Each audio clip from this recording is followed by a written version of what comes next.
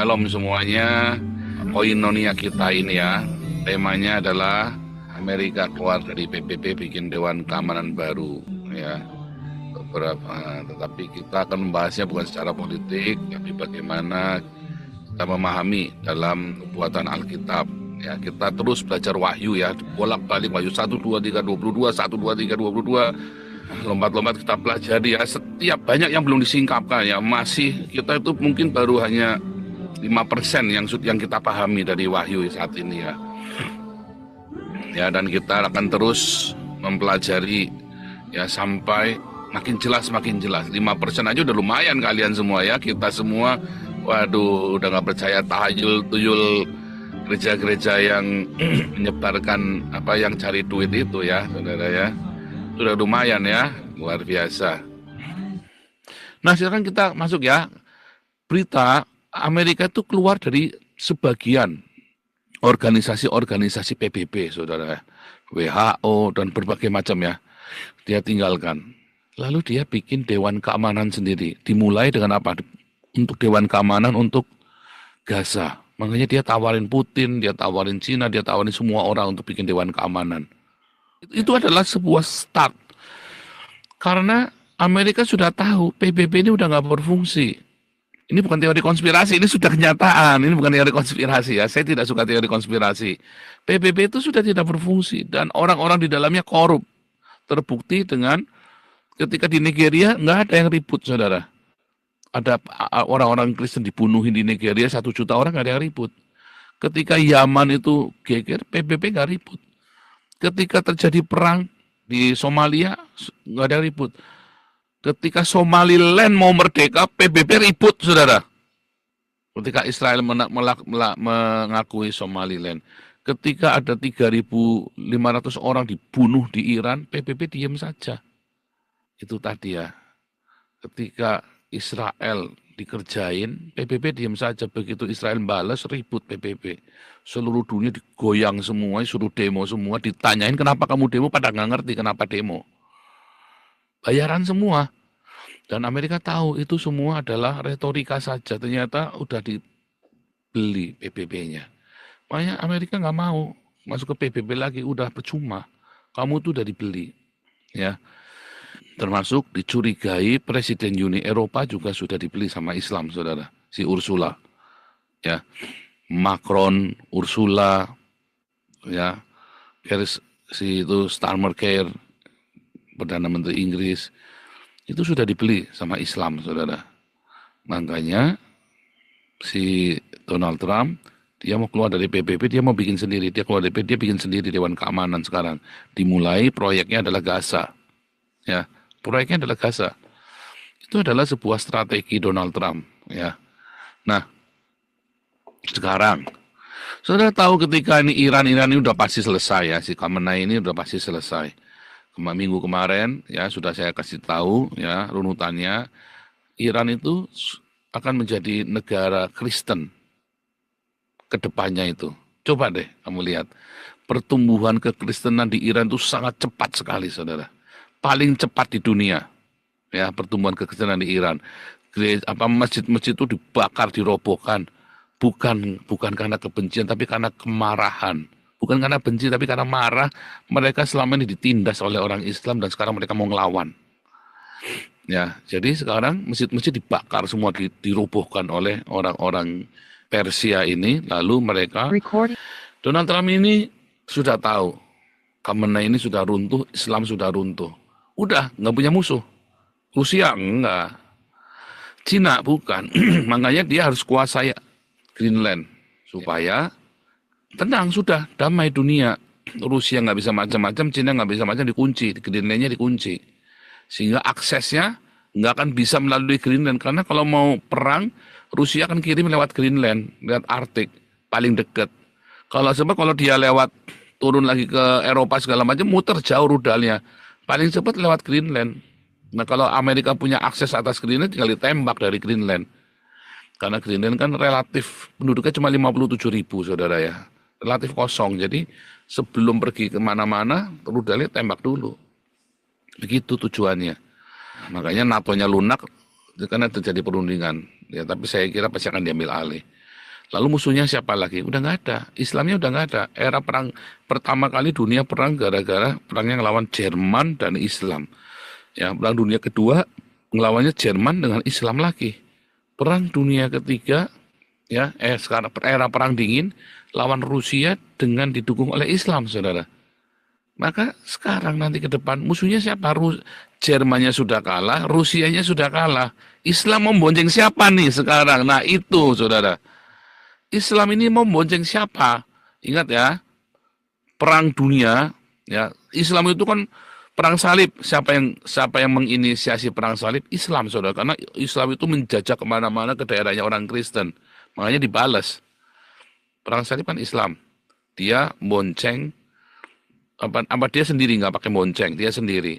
Di era perang salib, ya, mereka head to head dengan Kristen.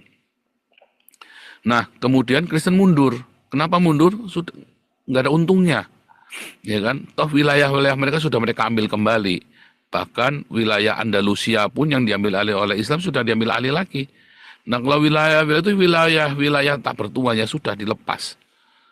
Lalu era imperialisme, era penjelajahan dunia, Islam seluruh negara-negara, seluruh wilayah-wilayah Islam ditaklukkan.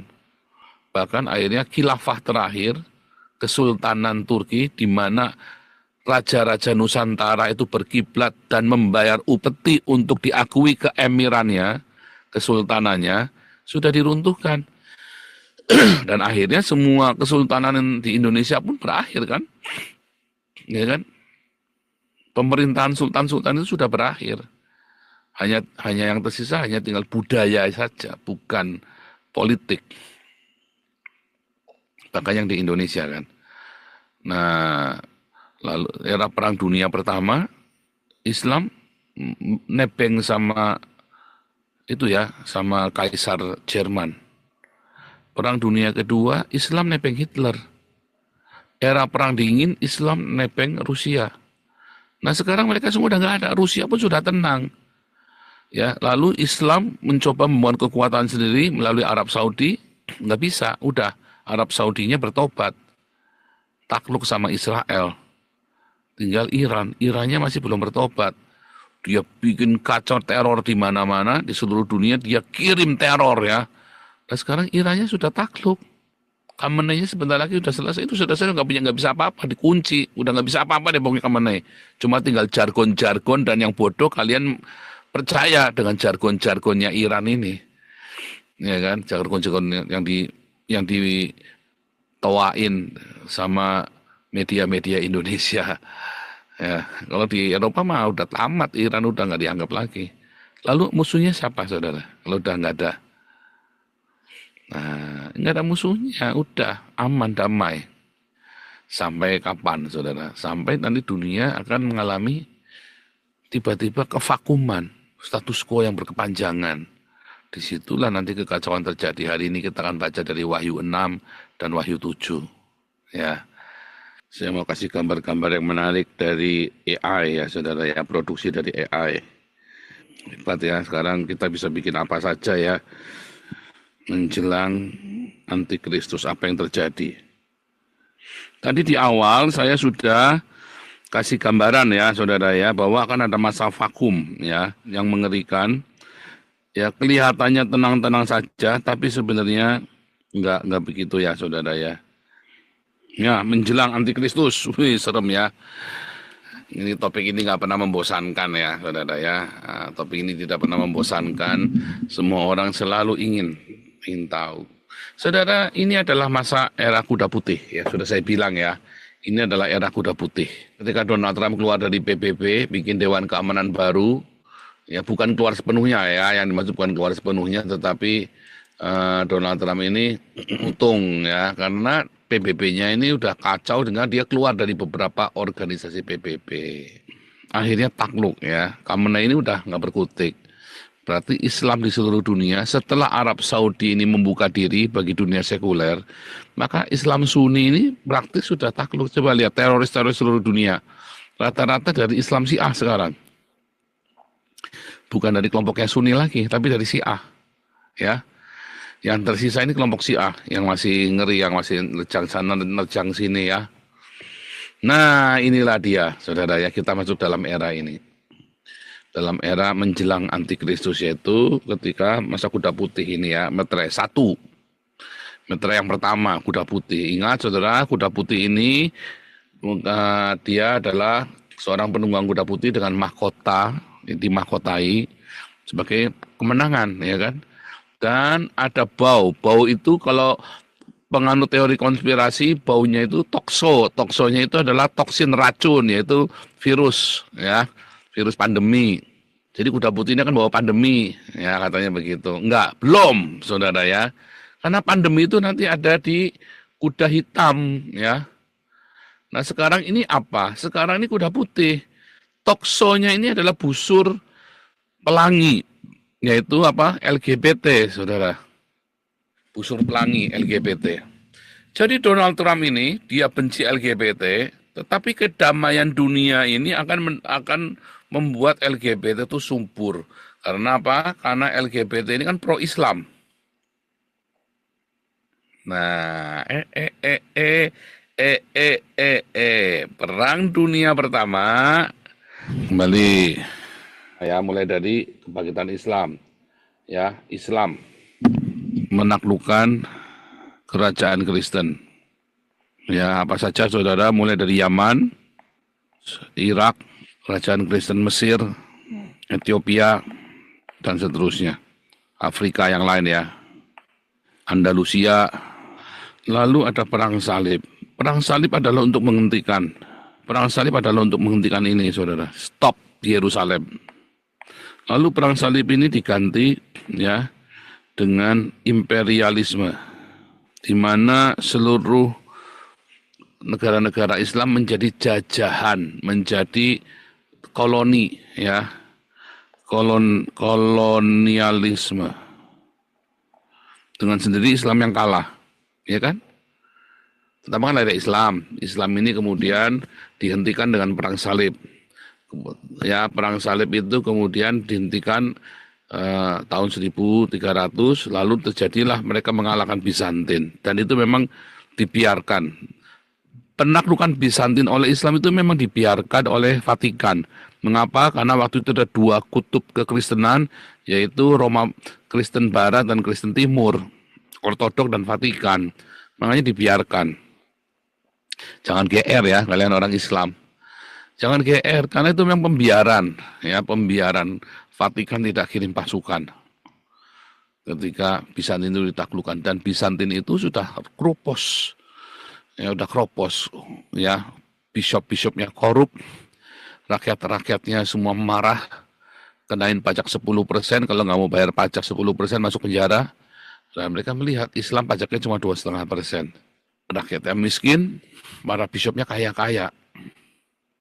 Nah itu, lalu perang salib, penaklukan Bizantin itu ya lanjutan dari perang salib ya.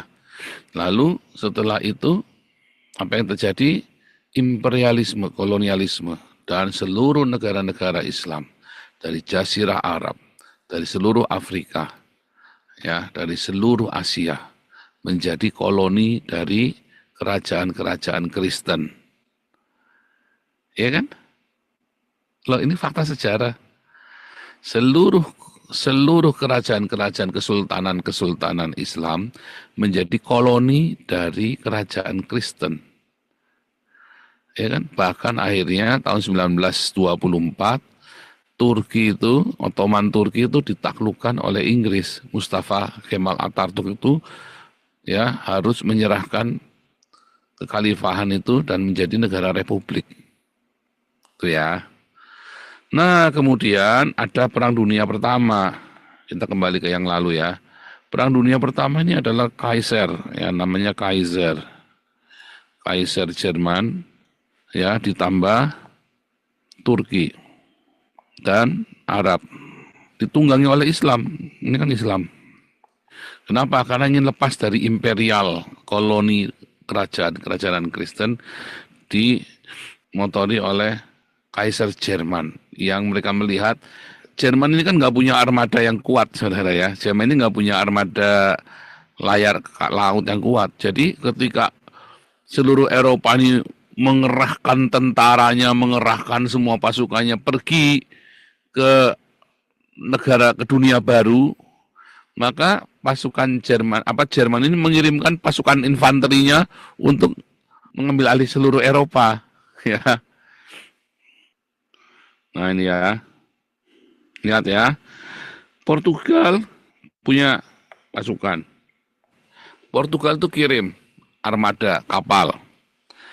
Lalu Spanyol, ya, Portugal kirim kapal, lalu Spanyol kirim kapal. Prancis juga kirim ya, Belanda juga kirim. Lalu Jerman ini kan pesisirnya Jerman nih, saya kasih biru ya. Ini kan pesisirnya Jerman. Dia nggak kirim kapal, saudara ya. Dia nggak ikut eksplorasi dunia. Tapi Jerman dia menginvasi sampai ke Afrika, sampai ke dunia Arab. Menginvasi dengan bantuan dari negara-negara Islam. Kedua, Perang Dunia Kedua. Ya, Perang Dunia Kedua terjadi lagi, saudara ya. Hitler ya bersama dengan Palestina dan Arab. Kemudian hasilnya Perang Dingin. Rusia yang komunis tambah Islam. Ya, ini kan juga Islam juga. Perang Dunia Pertama, Perang Dunia Kedua, Perang Dingin itu Islam di belakangnya. Cuman ada nunggangin orang lain. Perang Dunia Pertama, Islam nunggangin Jerman. Perang Dunia Kedua, Islam nunggangi Hitler. Perang Dingin, Islam nunggangi Rusia. Ya. Lalu terjadilah, ya kan, Rusianya kan sekarang sudah kalah. Ya kan? Lalu Islam sendiri, ya, kebangkitan Islam, pan-Islam. Dia mau membuat khilafah terakhir. Yaitu yang tersisa adalah Arab dan Iran. Arab Saudi ini Sunni, Iran ini Syiah. Lalu Arab Saudi ini kan kalah, saudara. Arab Saudi ini kan sudah takluk sama Amerika. MBS itu kan pasrah pokokan sama Israel, sama pasrah pokokan sama Amerika, pasrah pokokan sama Israel. Lalu tersisa Iran sekarang. Iran hari ini sudah kalah, Khamenei. Apa yang terjadi? Lalu Islam ini mau nunggangi siapa lagi? Islam ini kan nunggangin Palestina, saudara. Hamas, ya kan? Setelah selesai Perang Dingin, maka Islam nunggangin Hamas, ya kan? Dan semua proksi-proksi dari Iran. Lalu yang tersisa sekarang, kalau sudah Irannya biang keroknya sudah nggak ada, yang tersisa Islam nunggangi siapa? Kita kembali. Ini loh. Ini bersama dengan apa, saudara? LGBT. Ya, demo-demo pro Islam itu, demo-demo pro Palestina itu LGBT semua, ya. Didominasi oleh LGBT. Di era kuda putih ini, Islam itu akan menyusup ke dalam semua sayap kiri. Semua pegiat aktivis lingkungan hidup. Semua aktivis LGBT. Islam itu akan masuk ke sana. LGBT dengan senang hati karena merasa dia sudah berhasil menaklukkan Islam. Tapi sebetulnya siapa memanfaatkan siapa? Sama seperti komunis dengan Islam itu kan siapa memanfaatkan siapa. Nah, LGBT ini kan menjadi sebuah institusi yang besar, saudara ya. Hati-hati kamu main-main sama LGBT, kamu komentar-komentar tentang LGBT, kamu bisa masuk penjara. Hati-hati ya. Jadi di sehari terakhir ini, dalam 5-10 tahun ini, LGBT ini kan bersama dengan Islam memerangi kemanusiaan, peradaban. Orang-orang LGBT itu orang-orang pinter, ya. Mereka itu orang-orang yang berprestasi, tapi mereka punya kelainan seks. Orang-orang LGBT ini dia butuh orang-orang yang bisa mengendorse perilaku dia. Dicarilah yang paling radikal, yaitu Pak Islam. Dan Islam senang karena di tengah-tengah mereka lagi dihajar habis-habisan oleh Donald Trump dan para laskar Kristus yang lain dalam ideologi, dalam apologetika, di dalam konversi agama. Islam itu babak belur. Mereka kemakan ininya mereka sendiri. Maka akhirnya LGBT sama Islam ini akan menerima LGBT seperti halnya dengan Palestina, dia terima LGBT. Itu kan di depan mata Anda tuh. Demo pro Palestina itu kan, kalau yang di Eropa, di Eropa ini begitu lah. Demo pro Palestina itu pasti viewers, ya, orang-orang LGBT. Nah, kalau orang normal nggak akan mau. Makanya kan Anda lihat pola atau rumus. Kalau dia sayap kiri, links, ciri-cirinya apa saudara? Kalau links humaniora, humanis, bukan humaniora ya. Humanis ini artinya lingkungan hidup, radikal ya, radikal lingkungan hidup. Terus, kalau sayap kiri itu ciri khasnya apa saudara? Dia LGBT. Dia pasti pro Palestina. Dia pasti pro Islam. Dia pasti menyalahkan Kristen, gereja. Menyerangnya, tipikal. Kalau orang dia sayap kiri, ya dia humanis, radikal lingkungan hidup, LGBT, pro Palestina, pro Islam, dan dia menyerang gereja. Kalau dia sayap kanan, kebalikannya, dia akan kapitalis. Dia tidak urusan dengan lingkungan hidup, realistik, pragmatis. Dia akan anti dengan LGBT, dia tidak akan pro Palestina, dan dia tidak akan pro Islam, bahkan menganggap Islam itu adalah penyakit kanker yang berbahaya. Dan dia akan lebih baik dia pro gereja sekalipun dia ateis, tapi dia akan kembali ke gereja. Kebalikannya. Ini pola kemamat ini. Begitu dia bilang, oh saya ini Greenpeace, dia pasti anti Israel. Oh saya ini aktivis lingkungan hidup, Walhi, dia pasti anti Israel. Mau dia pendeta Kristen, mau ustadz apalagi. Tapi kalau ada ustadz atau kiai yang dia kapitalis, dan dia anti LGBT, dan dia tidak pro Palestina, malah pro Israel, biasanya dia akan menjadi orang Islam yang moderat atau liberal. Itu pola ya, Anda amatin deh.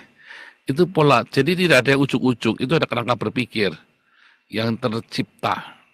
Ciri-cirinya kalau habis ini pasti ini, pasti ini. Nah itu gitu. Nah saat ini terjadilah kuda putih, yaitu era LGBT.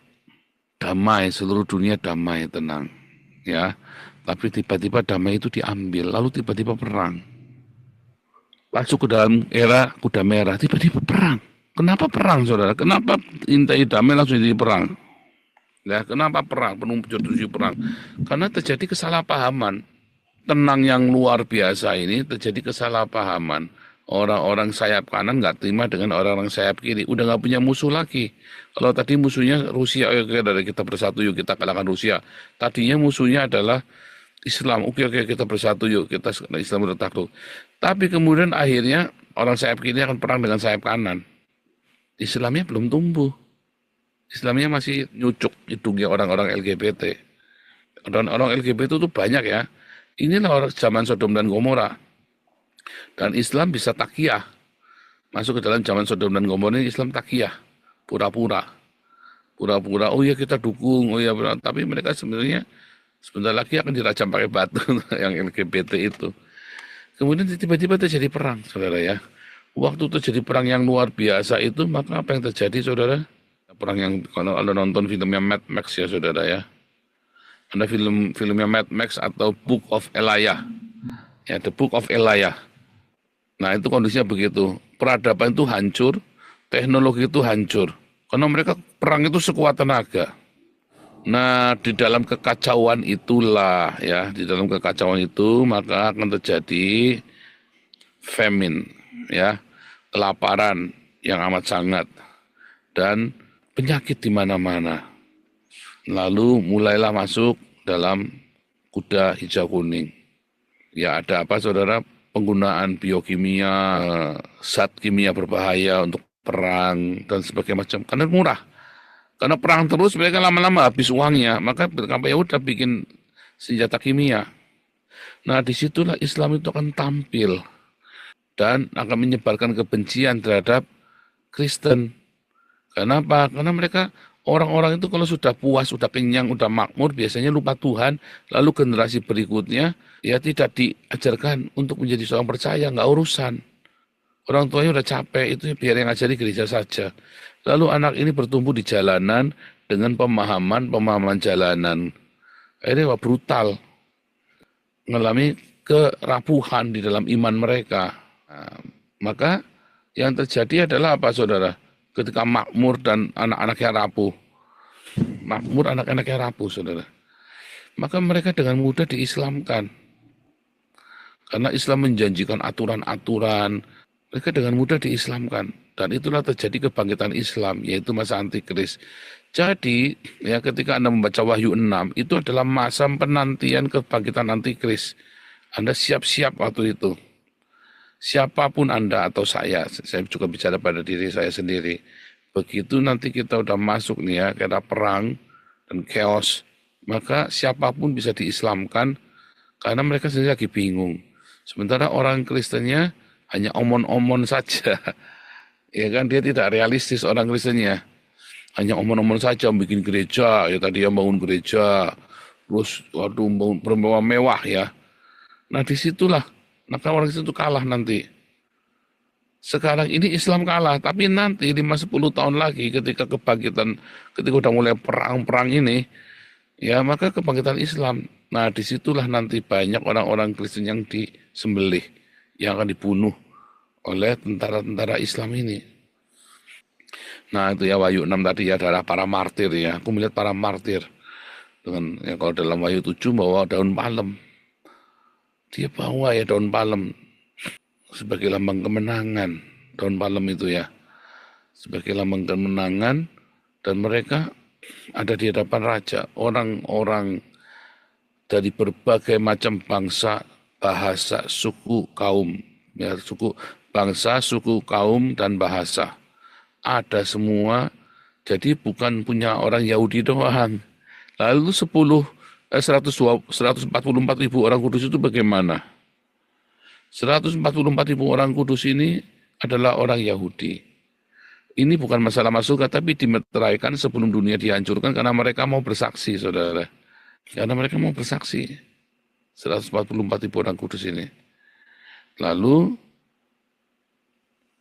seluruh dunia mengalami ketakutan yang amat sangat. Seluruh dunia itu kan mengalami ketakutan yang amat sangat ya. Dikira, wah kita ini ada apa nih? Mengapa bisa begini? Mengapa bisa begitu? Lalu mereka menyalahkan orang-orang Kristen. Ini jangan-jangan kamu pakai klinik nih. Kamu bikin kutuk nih, maka jadi begini, jadi begitu. Itulah saudara. Nah, itulah menjelang antikris. Orang-orang ini akan ditangkapin orang-orang Kristen, dipersalahkan dengan tuduhan yang aneh-aneh, yang macam-macam yang belum pernah Anda pikirkan sebelumnya. Itu akan dituduhkan kepada orang Kristen, pokoknya supaya orang Kristen ini masuk penjara dan bikin kapok semua orang Kristen yang lain. Ya, dan mereka tuh mati di penjara apa segala macam. Dan makanya setelah meterai keempat ada meterai kelima, darah para martir. Semua orang Kristen itu ya yang ada di seluruh dunia akan melihat dan merinding ya bahwa itu memang adalah darah para martir. Lah kemudian disitulah ketika itulah Yesus itu datang, saudara ya. Sedikit waktu lagi Yesus datang. Jadi kesimpulannya apa, saudara? Kesimpulannya di era ini dari mulai kuda putih, kuda merah, kuda hitam, kuda hijau, kuning ini adalah menjelang kedatangan antikristus. Tanda-tandanya seperti ini, ada perang, nanti tiba-tiba ada masa damai, ada masa perang, ada masa kelaparan, ada masa-masa kematian, semua dibantai semua. Lalu baru tuh, ya, meterai ke-7 dibuka, 7 sangkakala ditiup, hukuman-hukuman bagi dunia. Lalu Yesus datang dalam awan-awan, dalam hadirat Shekinah Glory. Nah, jadi di masa-masa ini, di masa-masa vakum ini, itu adalah masa-masa untuk memberitakan Injil. Nah, apa yang harus kita lakukan? Yang harus kita lakukan adalah menyerahkan hidup kita selalu dalam perkenan Tuhan. Makanya hidup yang sederhana itu penting supaya mentalmu itu jangan mental orang kaya. Mentalmu adalah mental orang yang mau hidup bersama Tuhan Yesus. Bukan orang kaya yang mau hidup di hotel yang mewah. Nanti apa yang terjadi, saudara? Tadi ya, meteor ke-6 yang itu kan dibuka, jadi gempa bumi. Jangan takut, saudara. Gempa bumi itu tidak akan menimpamu. Segala tula ini, segala kesulitan-kesulitan tidak akan menimpamu. Ya tetap sembunyi, tapi nggak usah ketakutan, biasa saja. Siapkan yang tenang, karena tidak akan menimpamu untuk orang-orang yang percaya kepada Tuhan. Tapi orang-orang yang tidak percaya kepada Tuhan, inilah yang dihanguskan atau dihancurkan di era akhir zaman ini. Serem ya. Tapi apa yang kemudian harus lakukan, saudara? Yang kamu harus lakukan, kamu harus fokus dengan menyenangkan hati Tuhan. Apa? Berbuat kebaikan bagi orang-orang yang lemah tak berdaya.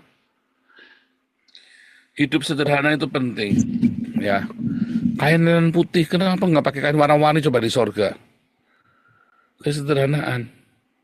Kain linen putih, kalau kita baca lagi kembali ke dalam Wahyu 18, kain linen putih ini adalah sedekahnya kita, diakonianya kita.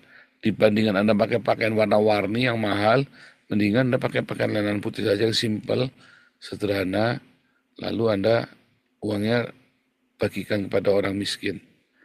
Bukan uangnya, tapi bagian makanan kepada orang miskin. Seperti yang dilakukan oleh komunitas kita.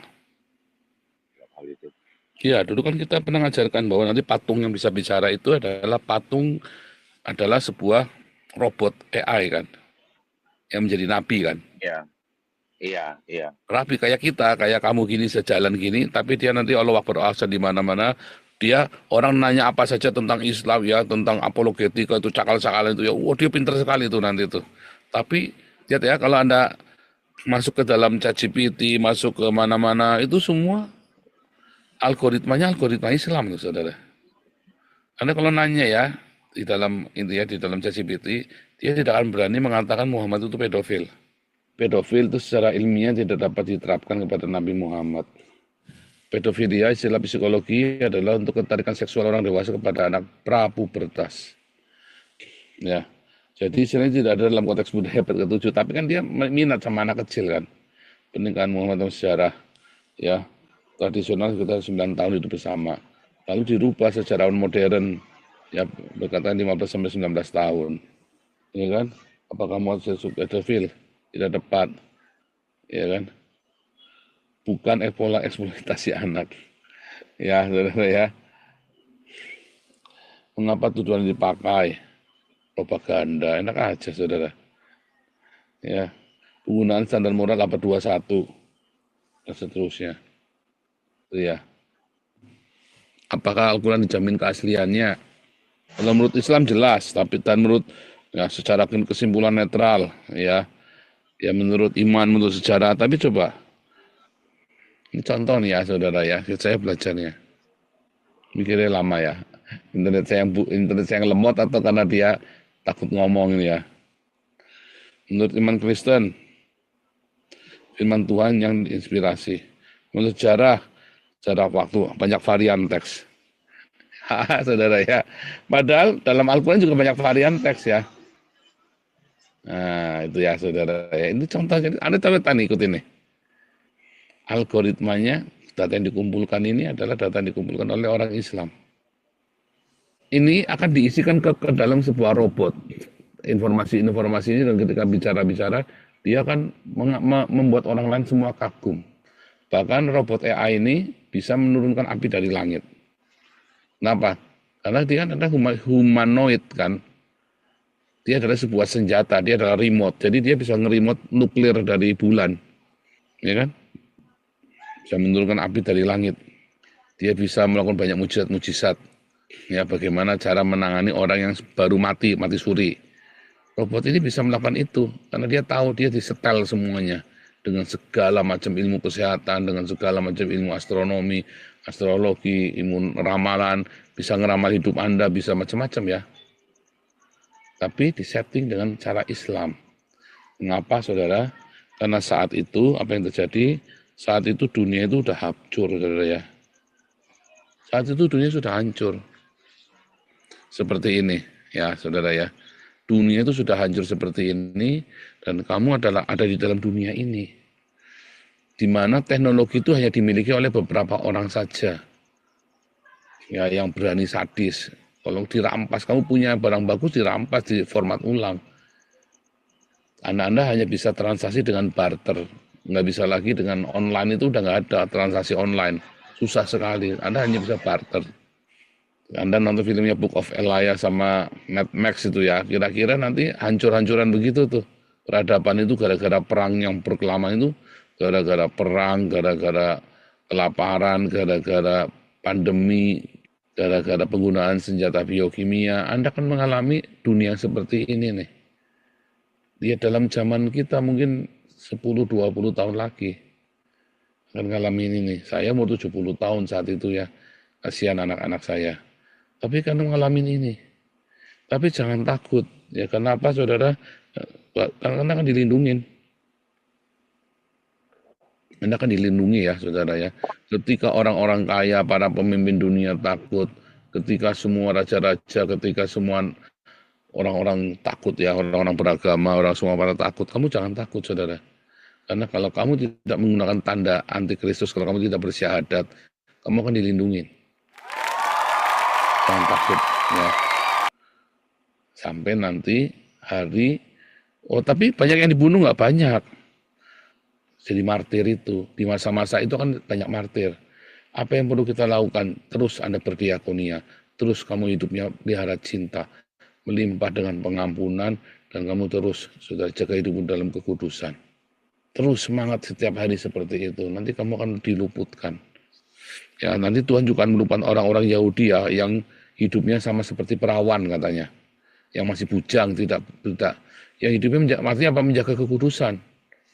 144.000 orang Yahudi yang Israel ya, bersama dengan tadi orang-orang dari segala bangsa dimeteraikan, apa darah para martir, ya, yang baru lepas dari kesusahan besar, itulah masa aniaya. Ya, banyak orang dibunuh, dipenggal, karena Islam berkuasa di situ. Itu ya, saudara ya. Jadi apa yang harus kita lakukan? Anda harus bersiap dengan menjaga hidupmu selalu di dalam pengampunan, di dalam diakonia. Jangan melekat hatimu pada hartamu, tapi belajar terus. Nanti Anda akan diluputkan, jangan khawatir. Ya, diluputkan. Dan kemudian Anda harus selalu semuanya hidup di dalam kekudusan. Lihat ya. Sesungguhnya tadi awal 7 ya. Kemudian daripada itu aku melihat sesungguhnya suatu kumpulan besar orang banyak yang tidak dapat terhitung banyaknya dari segala bangsa, suku, kaum, dan bahasa. Dari mana kita taunya?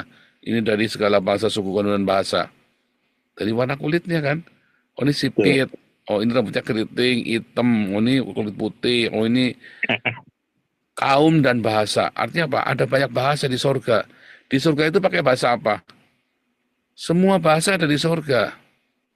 Nggak cuma bahasa Arab doang, nggak cuma bahasa Ibrani saja, nggak cuma bahasa Yunani saja. Seluruh bahasa itu ada di sana. Berdiri di hadapan tahta dan di hadapan anak domba, memakai jubah putih, memegang daun palem di tangan mereka. Ya, lalu ditanyain.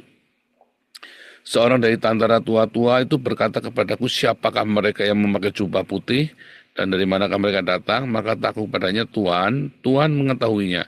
Lalu ia berkata kepadaku, mereka ini adalah orang yang keluar dari kesusahan besar, mereka mencuci jubah mereka dengan membuatnya putih di dalam darah anak domba. Apa itu maksudnya, saudara? Ini kan martir kan, orang yang berdarah-darah dibunuh dalam kondisi berdarah-darah kan. Nah, jadi apa? Kita kan bisa melihat orang itu, ya seperti itu lukanya, apanya segala macam serem ya. Ya nggak serem kan normal. Itu kan 3 dimensi. Nah, ketika Yesus sama dia tuh, Thomas, masukkan tanganmu ke tangan, cucukkan jarimu ke tanganku dan ke lambungku. Ya, jadi Yesus yang kita temui ya Yesus dengan ciri khas itu, Pak. Jangan khawatir, Pak. Amin. Yesus Amin. yang gondrong. Lalu yang Amin. wahyu dari kejadian sampai wahyu tadi Pak ngomong itu hanya retorika agama. Yesus itu yang nanti kita temui seperti itu, Pak. Dalam komuninya, kalau orang saksi Yehova rambutnya pendek, salah. Kenapa? Karena rambutnya pendek berarti dia harus potong rambut. Sedangkan dia 3,5 tahun minimum dia jadi nasir dan dia potong rambut nggak ada. Tapi selama 3,5 tahun setidaknya dia menjadi nasi sejak dia doa puasa 40 hari 40 malam lalu mengajar muridnya sampai dia mati disalib, dia sedang melakukan Mantap.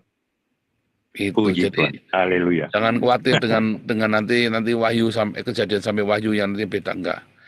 Ya karena itu yang tadi Pak cerita itu adalah penafsiran. Itu ya. 2 Tesalonika 2 ya. Kita buka aja. Ayat 3 ya. Janganlah kamu memberi dirimu disesatkan ya di soal orang dengan cara bagaimanapun juga. Sebab sebelum hari itu haruslah datang dahulu murtad dan haruslah dinyatakan dulu manusia durhaka. Ya, nah ini kan antikristus. Ya.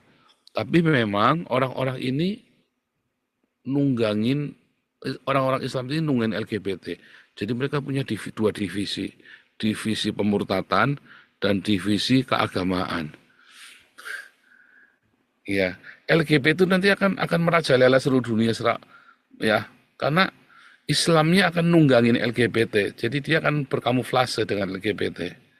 Oh, enggak mungkin Islam kan anti LGBT, percaya saya, Saudara. Sekarang aja pro Palestina LGBT semua. Ngeri apa enggak ya? Ya biasa aja, itu kan normal kan. Cuma yang mengerikan nanti mereka kan justru yang berkuasa. Kayak hari ini di Belanda, ya calon kuat Perdana Menterinya homo loh. Geert Wilders itu kalah 1 suara kalau nggak salah ya. Ya saudara-saudara ya, jadi LGBT itu kan mengambil jatah hukum. Dia akan berjuang secara hukum supaya dia diakui legal. Orang-orang Islam juga sama, dia menginginkan kafetaria haram, nggak ada babinya. Nah, jadi semua saudara-saudara sudah tahu apa yang harus disiapkan. Tetaplah hidup dalam kerendahan hati. Baju lenan putih itu melakukan diakonia dan kebenaran. Makanya apa? Hiduplah sederhana, nggak usah bermewah-mewah dari sekarang. Belajarlah hidup sederhana dengan segala kesederhanaan yang bisa kita miliki. Bukan pelit ya. Saya selalu cerita ya, saya banyak ketemu orang-orang kaya, orang-orang yang luar biasa yang hidupnya sederhana. Sungguh saudara, hiduplah sederhana. Dan jangan lupa untuk memberi makan diakonia. Tuhan Yesus memberkati semuanya.